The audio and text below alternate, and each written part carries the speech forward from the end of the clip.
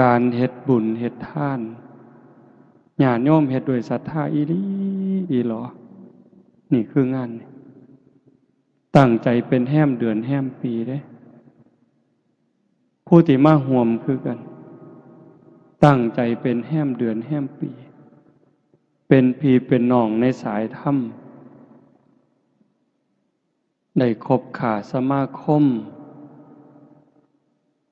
ถูกใจกันไว้ใจกันเชื่อใจกันมาห่วมอนุโมทนาแต่งสุดขาวมาสมาทานศีลทำวัดสวดมนต์ฟังเทศน์ฟังธรรมเจริญสมาธิภาวนาควบคู่หวังให้เกิดบุญเกิดกุศลกับตนเอง